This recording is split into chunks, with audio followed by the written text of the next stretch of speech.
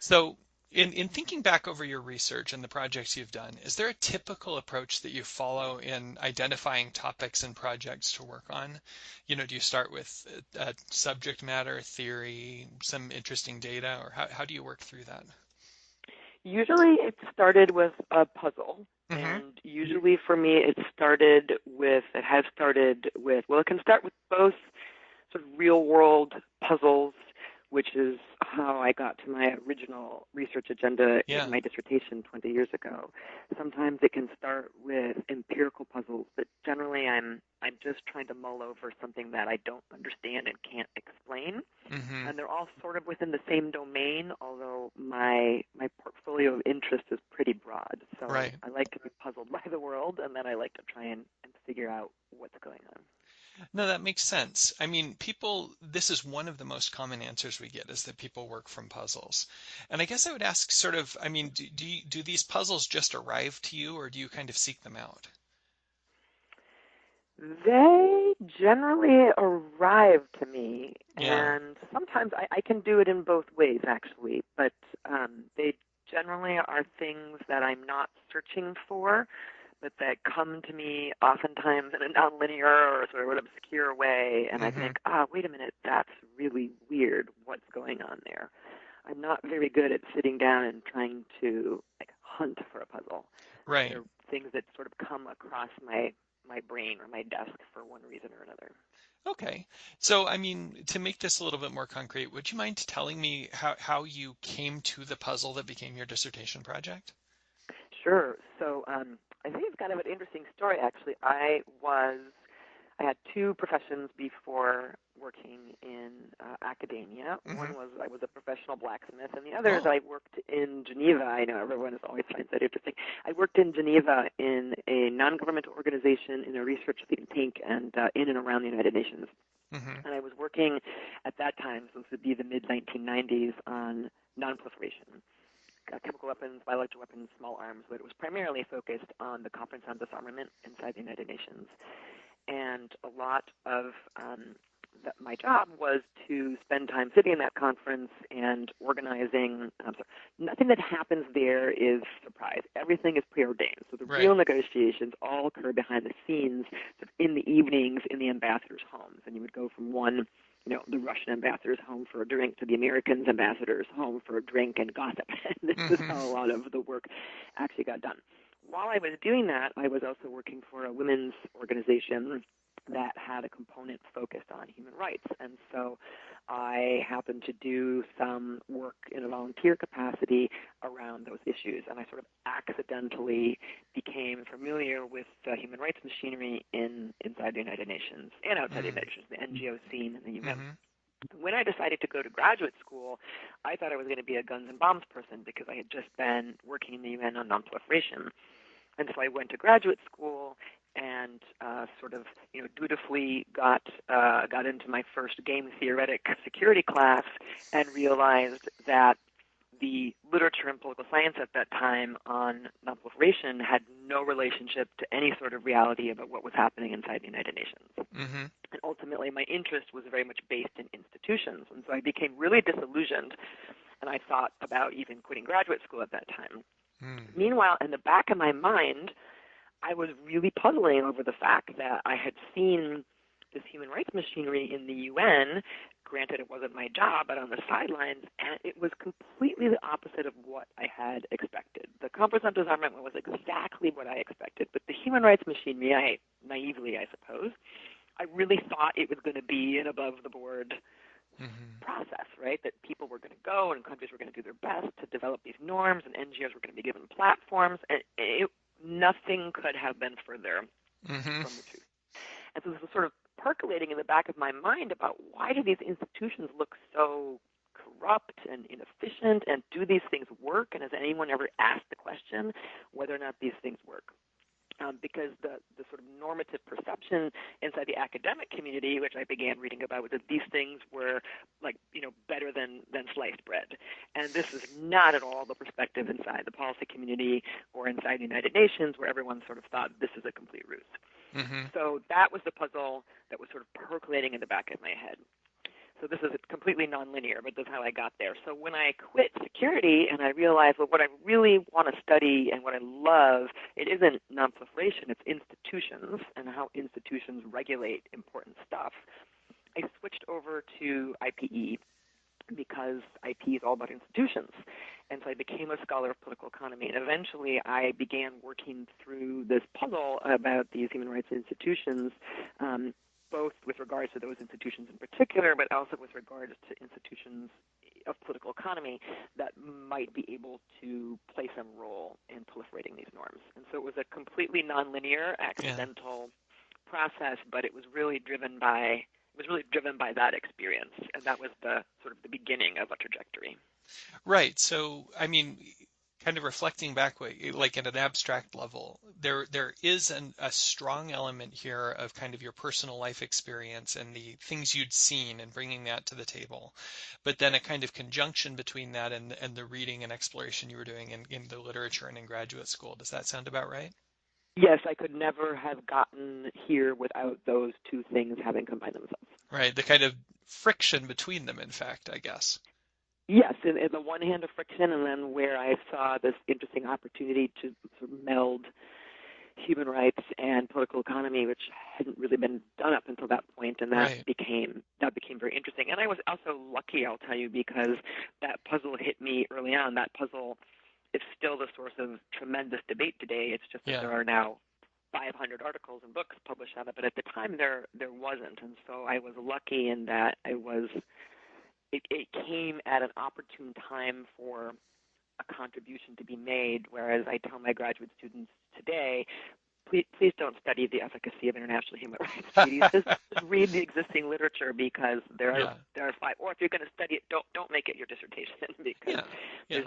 it's a crowded field, and at that time it wasn't, and so there was a pretty substantial degree of luck associated with it too. No, fair enough. Looking across the projects you've done, would you say there's a consistent kind of theory or theoretical framework, or do you pick different angles as you move through projects? So I definitely pick different angles as I move through projects. I have wanderlust in the real world, but also Yeah. in the intellectual world. So I'm not a person who studies one independent variable or one dependent variable. That's a fine model for some, but that's not the model for me. So the thing that unifies what I do is really the study of institutions, international institutions, Hmm. and how you get them to do important things to make the world a better place, but it doesn't get too much narrower than that. So I jump around an awful lot in terms of both my independent variables and my Yep. dependent variables No, fair emphasis. enough. And so I hope the work isn't inconsistent, but it's not driven by a singular commitment to one theoretical perspective, for example. Right.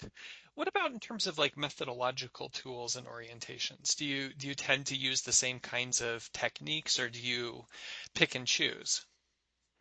So that's something that's really evolved over time for me. Hmm. So I'm sort of firmly rooted in a statistical, observational, methodological training, which is Hmm. how I was trained, and that has deeply informed my work. I have been in the field here and there, but that's never really been my forte. So I would say that is certainly the, the string through the work. That said, what would that be? 7, 8 years ago, driven by another puzzle in my mind, I took a dive into behavioral economics and Hmm. survey experiments. Hmm. An entirely different methodology, of course, and that has informed a whole new strand of work and research that I do. So those would really be the sort of two portfolios of methodologies that I'm, I guess, best versed in. Right. So when you made that move into sort of survey experiments, what motivated that? Was that just an interesting tool, or was it driven by a project? No, it was driven by another set of puzzles, really. Hmm. First of all, it was driven by the fact that I was post tenure, and so Yeah. I was free to do whatever I wanted to do, and I no longer had to be associated, right, with with the portfolio I had been, and so I Yeah. could be Yeah. free to play. And so two projects came out of this sort of puzzle that I had. I'm not sure if puzzle is the right word, quandary or wonderment I had, which Hmm. is that the field of international relations and the study of institutions is so focused on states. Why do states join these things? Why do they create these things? Do states comply with these things? And that was certainly um, has been my focus for many years. But I do think it's very interesting because, of course, states are not not actors in and of themselves. They're made up of Yeah. many actors, Yeah. and there are many actors outside of governmental actors. And the field has taken a very sort of normatively positive view of those actors Hmm. for the most part, or Mm-hmm. a neutral view of those actors. And so my sort of puzzlement was, if I'm going to think about the role of international institutions and what they do in international relations, can I do it without talking about the states? Can I focus on some of the other actors that I think really have not been showcased or have not thought through what role they play? And so I picked two, and one was um, leaders, like the elite decision makers who are actually making the choices to go to war, or in my case, it happened to be the study of trade policy, Mm-hmm. who are designing these institutions and who are making decisions. Does my government ratify these institutions, and making decisions about how you design these institutions? And the other was firms. Mm. And so they led me to two very different projects, but one put me down the behavioral route, Right. and the other put me down into the study of foreign investment and specifically arbitration. Mm-hmm. And both of those were really driven by this. Why are we so obsessed with states, and what can I say about other actors that are not states um, in this process? Yeah, that makes sense. So we sort of have been surveying graduate students and scholars, and we find that the grad students have a hard time a lot of the time doing this kind of thing you've been talking about of identifying a good, I like the word puzzlement, a good topic, a good area to explore. What is your experience? Do you see graduate students struggling with this, and how do you try to help them work through it? Oh my gosh! I mean, it's the most. It's the hardest part. It's the hardest part, I think, of being a graduate student. Yeah, I right? think I have so many wonderful graduate students, and when I look back at them, I don't think I have a single graduate student who came in telling me they know what they wanted to study and then came out the other end studying that thing. And that for many of them, sort of, prospectus era has just been this gut-wrenching process of trying to figure out, how to get all of the pieces in place, and it's very interesting. And but they're so different in their styles. So I have Mm-hmm. some who um, would co-author with me, for instance, on various projects, and I would just hire them as RAs, and they would then take that information and they would turn that into a puzzle, and I would give them chunks of my data. I have several students who have done that, or chunks of the ideas, and we would Mm-hmm. sort of work together to do something, and then I would leave them off on their own, and they would have a little assistance, I guess, in the formation of puzzles. I have others who are really good at trying to figure out how to cross over fields. In my own research, that's what I love to do is Yeah. find insights from one field that isn't really speaking to our field, but then could really speak to our field, and trying to do that translation. And so that's one of the ways that I personally like to do my wonderment, and I like to encourage students to think about that when they can. Um, Mm-hmm. One of the problems, I would say, with graduate training right now, certainly at UCSB, and it really wasn't any different at Princeton or any of the other institutions I've been at, Mm-hmm. um, I think it's actually getting worse, is that students can become very narrow in their Yes, training. that's true. And that's in part by design, especially if you've got a lot of methodology like we do. We have so many methods courses, which is great, but the substantive courses take a hit. And it's really hard when you're really narrow to come up with great, new, interesting, wonderful puzzles, right? The way Mm. I get them and the way I encourage my students to get them is to, play in other domains and, see if see if there are things that, I'm saying this is very vague the way I'm putting it, but I do believe that the narrowness becomes a tremendous problem, particularly when they're trying to come up with what their puzzles are.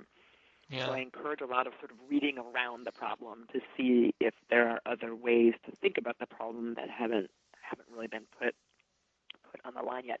And then there's the element of risk, which I find very interesting. So, good dissertations, you can be the person who writes a paper that has an intervening variable, you might get that paper published. You might even get it published in a really good journal, but it's probably not the paper that's going to have the lasting impact. Mm-hmm. The ones that have the lasting impacts are usually the risky ones.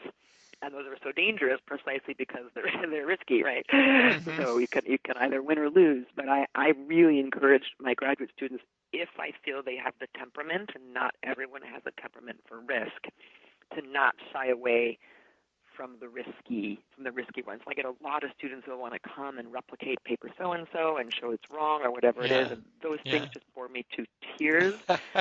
They are not a recipe for making friends in the discipline. No, that's They true. might get cited, but they're never going to be the source of a big idea. And so I really try to push them away from these types of projects towards something that is going to be a risk, but Mm-hmm. if they can find the answer, it's going to be a really important answer. Right. So what makes it risky then is more that it's a wide open area where there isn't a lot of literature. Is that Sometimes that can be the least risky. I mean, it's okay? interesting. So Yeah. Yeah. I was just thinking about a student who was in my office, just he's in my office like every week, trying to figure out what he's going to do. Some of it's timing, right? Mm-hmm. So he's wanting to study um, public opinion, which is all the rage right now, Yeah. with micro Yeah. level surveys, which are all the rage right now, and he's very interested in the role of status and how it is that people in the United States attribute the rise of China and how that might influence their perspectives on U.S. foreign policy with regards to China. So he has a whole theory about it. And at the end of the day, I mean, the public opinion research can go either way, and he could get a whole lot of null results, Mm-hmm. and that's going to be really hard to write a dissertation around. Yeah. If he doesn't, Yeah. it could be really, really important, but the survey is going to be thousands of dollars to field, and it's going to Yes. take a lot of time, and he's in his fourth year now, and it's a risk. Right. So we're just kind of walking through, what happens if you do get null results, and what Mm-hmm. are the next steps, and so I think that's one form. I think that's sort of one of the biggest is you just don't know if what you're going to do is going to pan out, and you don't know what Right. you're going to do if it doesn't, and you've got this time frame, which is Yeah. you have to get through the program. And when you're post tenure or whatever it is, you can take those gambles. But when you're in the thick of it, as you know, it's a lot harder. It's a lot harder to do that. And I have all these Yeah. students who really want to do like elite level stuff, which is great, but not as a graduate student because you don't have those connections, and it takes forever to get elite samples to do these Mm-hmm. things. And Mm-hmm. but if you're another person running another thing on MTurk, that that's just much harder to publish, and it's much less impressive. So there's another risk. Do I do it? I have another one of my students, and you just cut me off if I'm talking your ear off at any point here, who one of my favorite students. He came in wanting to study, so impassioned on the Israeli-Arab conflict, and he was a big person at 30,000 feet wanting to study social networks, which is another area I work in, and Mm-hmm. kind of like hovering above. And he is now a accomplished scholar of the Philippines, and he studies political protest counterinsurgency in the Philippines. So he couldn't Oh. be further Yeah. from the truth. And it was this huge risk because Yeah. we went over it and over it and over it and over it in kind of year 2.5. Getting around 3, it was just clear that this was not, he was spinning his wheels. It was not Mm-hmm. going anywhere for him, but that he was really interested in sort of in protests and in insurgency. And so we got him to the Philippines not because he had ever been there or cared about the Philippines or knew anything about it. He knew nothing, but Mm-hmm. because it was an amazing place to field to get acquire data Right. to Right. answer the puzzle that he really wanted. Yeah. And so we took the risk and we sent him out there, and he's now like intimately intertwined with the military in Indonesia with access to all these leaders and all this crazy data. And he just finished a postdoc at Dartmouth, and he's got a job, and he's doing really well. But it was a huge risk. Yeah. Would anyone take him seriously on the market as an Right. Indonesia specialist? And we were able to frame him as a social network specialist instead, and so it kind of Yeah. worked out. But so many different forms of risk, but I think it's Right. all good. Yeah. No, absolutely. So, I mean, sort of, I mean, summarizing that, then there is a risk involved in, like, for example, strong forms of causal inference where you might come up with nothing. There's a risk involved in stretching yourself up to a new subject matter or a new language or a new region. These are the kinds of things you're pointing to. Yes, there's also the risk, I mean, I always think of the Soviet era, Yeah, that you yeah, decide to become a Japan expert and then Japan is no longer on, the radar, or you decide to become the Soviet expert and then whoops, that it yeah, still right. turns out to be helpful, but just it happened 10, 10 years later. So there's those risks that you just don't have control over, but trying to figure out, or the risk that you're going to be, what you're doing right now is so innovative, and when you go on that market, it is going to be a Hmm. crowded field, and No, you that's are true. not going to be you are not going to be the special person with the tagline, Yep. and those are uncontrollable. Yeah. So, I mean, I'm going to kind of reflect back at 1,000 feet, the big messages from this interview that I've heard. What the first one is to figure out how your personal experience and passions can inform sort of interesting academic questions.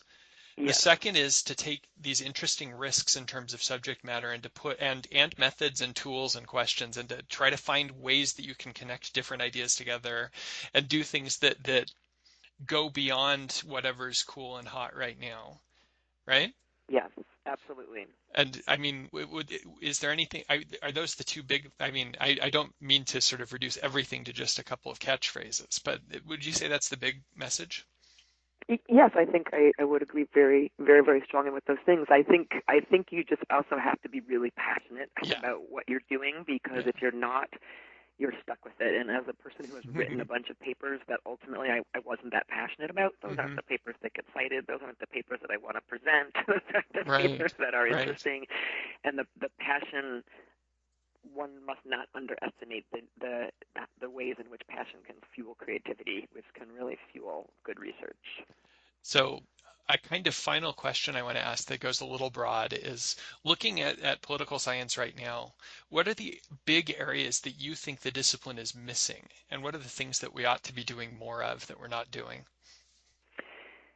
So I'm really a bit sad, to tell you the honest truth, that the field has gone so micro, and I Mm, understand why we've done it. I understand the desirability of causal inference, but particularly from my vantage point of working in IPE, we've gone way down the rabbit hole, and hmm. there are very few people who are sort of being trained right now and coming out right now who are thinking about the big picture, because those things are hard to publish now, and that's true of myself who has gone down the rabbit hole, and many of my senior colleagues who have done that. And I feel like we have ended up without an accumulation of a lot of really great knowledge Mm, about the way the world works, in a trade-off to try and tell you precisely in Indonesia, in that precise village, hmm, right, hmm. to causally identify what that social network Right, looks like. And so right. I am afraid that we are.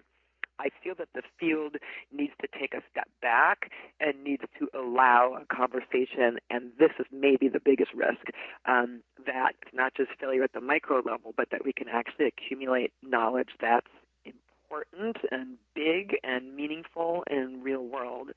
And I think that's missing.